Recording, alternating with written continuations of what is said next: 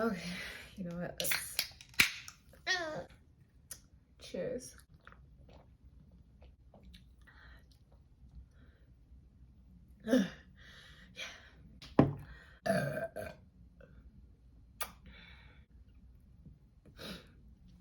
Okay, so I am back at my usual layout because, oh god.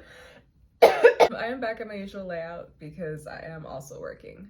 So I've got my work laptop here, then I've got my other work, not my day job, not my accounting work, but just writing and stuff. I'm also working on that today. So I'm kind of doing a few different things here. But hi everyone, Happy New Year. Hopefully you guys have all had a great New Year, like welcoming. I know I'm a bit late to this. It is January 4th as I'm recording this, but we're gonna pretend that this came out on January 1st, okay? But my New Year's was great for the most part. I decided to go into 2021 as silently as possible. Didn't do any celebrations. I just kind of fell into 2021. So I'm hoping that that'll bring me some good fortune. Who knows at this point. So today I thought, I thought that I could go ahead and go through a few things, thinking back on the previous year and where we are now with welcoming 2021. I kind of split it up into two different sections, I guess you could say, or two different parts. So I'll first be talking about things I'm not bringing into 2021 from 2020, and then things 2020 has taught me, just so we can have some positive reflections or optimistic reflections, but we'll see. So let's go ahead and just get straight into it. Things I am not bringing into 2021. Obviously, number one on our list will be Trump. You know, just waiting on the day where I can say our president is not him. So yeah, we will not be bringing him into the majority of 2021. I know we just got a few days left. Lord. 2, self-doubt as opposed to self-criticism. So I will not be bringing self-doubt into 2021. Absolutely not. I will be bringing self-criticism, mainly because I have realized this year that while I do need to work on how critical I am of myself, it has brought forth a lot of strengths in me.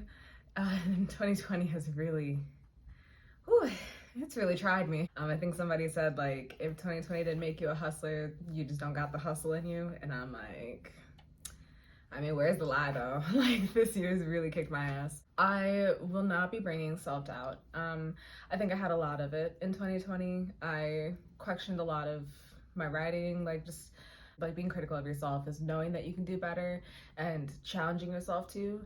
But like doubting is like just telling yourself like you can't at all, or you're just not good enough, or you don't even have that talent in you. Like, yeah, so I'm like, fuck that. No, we're not bringing that into 2021. We will be self-critical. That's okay to ask more of yourself. However, it's not okay to just think that you don't have anything in you.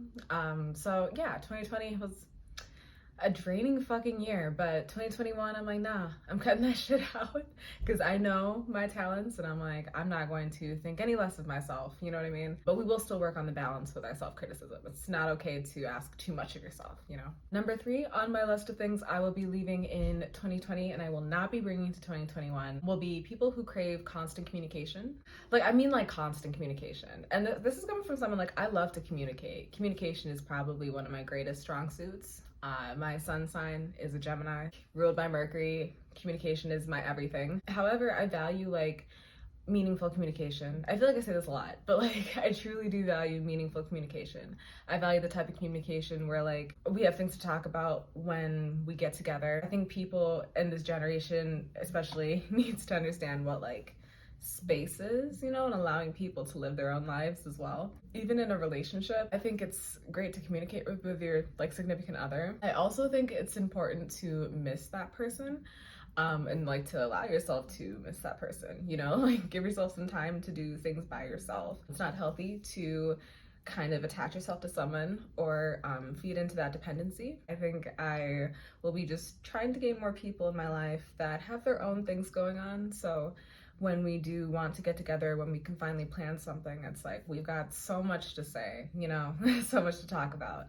And it's not like we've all been so involved in each other's lives. Because I feel like the more energy you put into other people's lives, like the less energy you put into your own. I think people should definitely, like, if you have the energy to go and figure out what people are doing at that certain place, time, whatever the fuck, then it's like, go take that energy, like all of that energy, you know, and put it towards something else. Go do something else. Like, go do something that'll further something for you, fun, career-wise, non-career-wise, hobby-wise, you know what I mean? Just go do.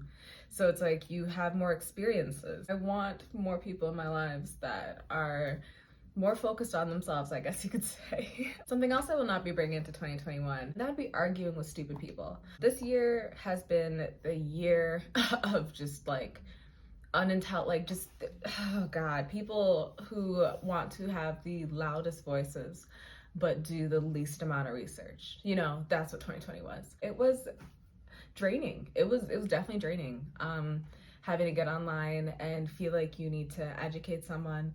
Like, I really realized through 2020 that it's not my place to educate someone. You're gonna have to like want that. You know, it's not on anyone else to go and educate you. No, like, you're enough of an adult to go and do the research yourself. And like, if the person isn't, I don't know, driven enough, not even driven enough, but like curious enough, if somebody doesn't have, you know, the will to learn it, then it's like, I'm not gonna do that for them. And that is just protecting my own peace. Like, girl, protect your energy. You know, you can't be out here just giving it to anybody like this. But yeah, so we're leaving that in 2020. We'll not be bringing that into 2021. And now let's move on to some positive thinking for 2020, if that's even a thing. I don't know if you could call it that, but we'll say it's some positive, optimistic thinking. And that is going to be the things that 2020 has taught me. I'm sure I have probably said this before as well, but the number one thing that it has just further clarified for me is that everyone should set no expectations for people. Because if you set no expectations for people, I promise you, like,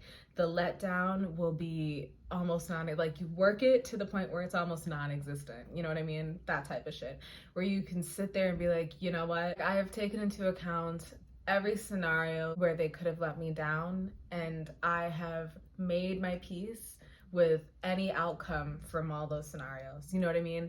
I think that's how like I'm kind of starting to approach a lot, and it's so meditative because I'm like, you know what?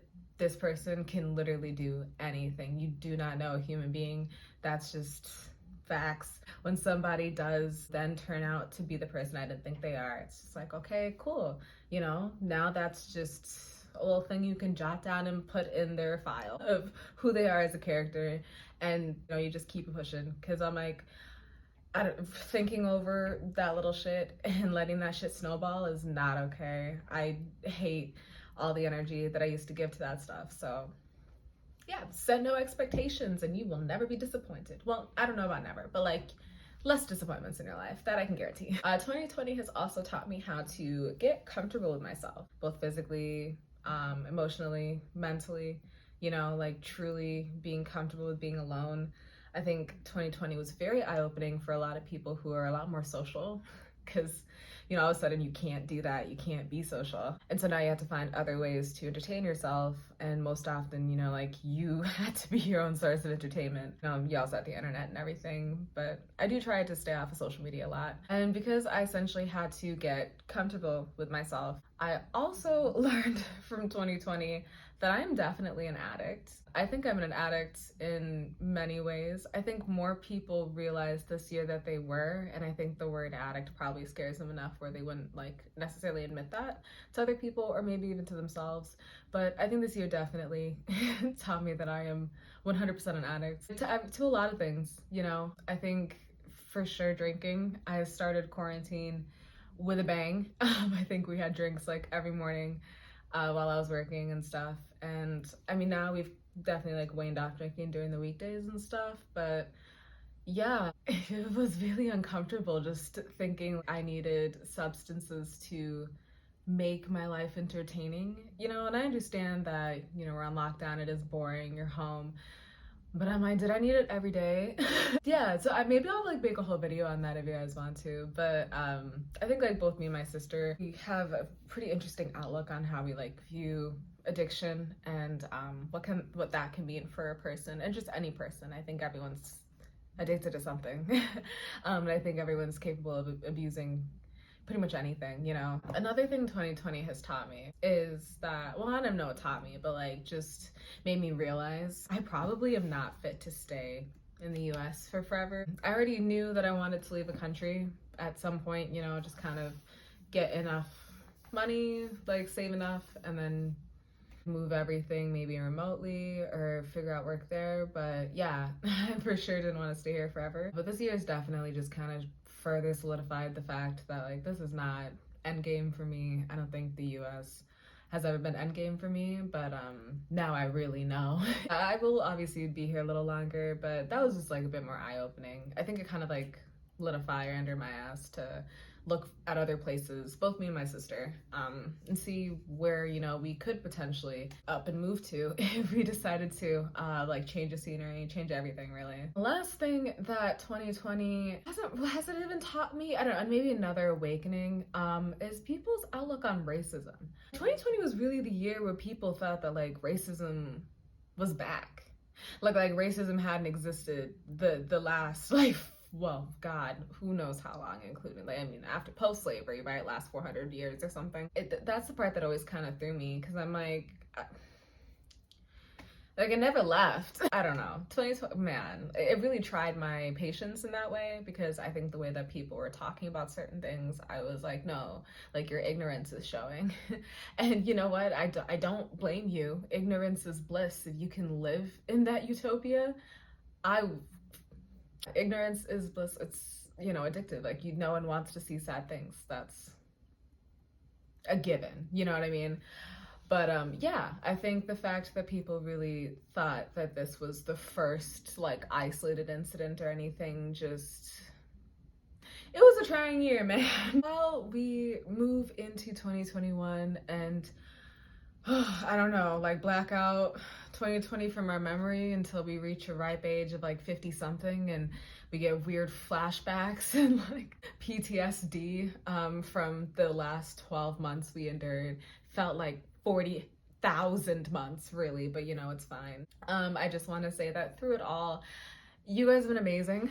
My Wattpad readers have been insane. Thank you guys so much for all your sweet comments through the year. Your reads, my reads have fucking skyrocketed, like to the point where I don't really know what to do with myself on social media anymore, besides continue to hopefully put out good content. I hope you guys have, you know, enjoyed the better writing. I feel like I have seriously improved since my first day on Wattpad in 2014. Whew. Yeah, just thank you guys so much. I'm glad that my consistency has, paid off. I don't even know if it's paid off, because I didn't even do this for, like, I didn't expect to get all of this.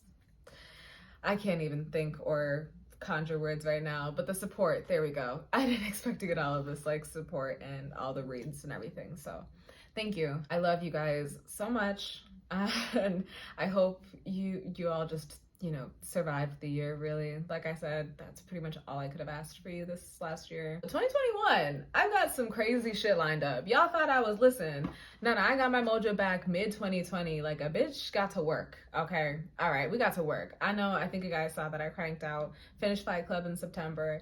We're working on the third installment of the CEO's trilogy, which is the CEO's Desire. And then I'm going to be able to move the second part of the second book, which is the CEO's Addiction, back onto Wattpad. So the trilogy will be complete. Yeah, so you guys will finally be able to read the whole thing on Wattpad come end of February.